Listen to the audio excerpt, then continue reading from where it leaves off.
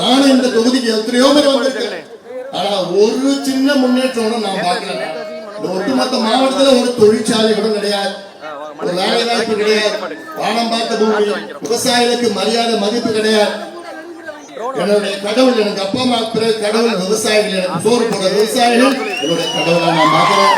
ஆனா இன்னைக்கு தமிழ்நாட்டுல ஒவ்வொரு விவசாயியும் இன்னைக்கு அப்படி வயிற்றுல அப்படி வெறித்தனமா இருக்கிறாங்க. ஏன்னா இந்த திமுக ஆட்சி விவசாயிகளுக்கு விரோத ஆட்சி, விவசாய விளைச்சலுக்கு விலை கொடுக்காத துரோகிகள் திமுக, விவசாயிகளுக்கு துரோகம் செய்த ஆட்சி திமுக, விவசாயத்துறை திமுக ஸ்டாலின் அவர்கள் தலைமையில் விவசாயத்துல பார்த்தனா வளர்ச்சி பார்த்தனா மைனஸ்ல இருக்கு, மைனஸ் வளர்ச்சியில இருக்கு. விவசாயத்துறையில எதுவுமே கிடையாது. விவசாயத்திற்கு கல்வியில பார்த்தா அதோட படுமோசம்.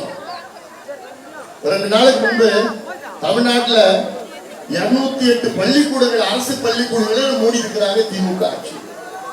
ஒரு பள்ளிக்கூடத்தை உருவாக்குவது எவ்வளவு பெரிய விஷயம், அரசு பள்ளிக்கூடம் அது உருவாக்குவது எவ்வளவு பெரிய விஷயம். அந்த காலத்துல கர்ம வீரர் காமராஜ் அவர்கள் தான் இவ்வளவு பள்ளிக்கூடத்தை திறந்துட்டார்.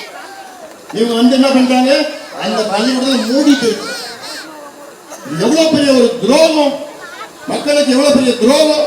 தமிழ்நாட்டில் 38 மாவட்டம் இருக்கிறது, அது 35 மாவட்டத்துல 208 பள்ளிக்கூடங்களை மூடி இருக்கிறாங்க. காரணம் கேட்டா என்ன சொல்றாங்க, கிராமத்துல பிறப்பு விகிதம் குறைஞ்சிச்சா.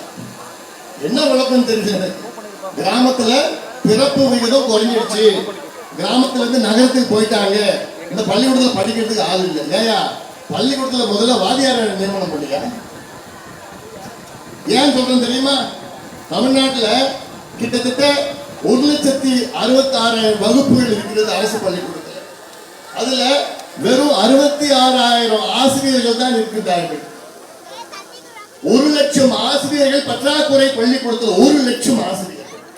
பிறகு எங்க போய் இந்த பிள்ளைங்க போய் படிப்பாங்க? இதெல்லாம் நிறைய செய்திகள் இருக்கு.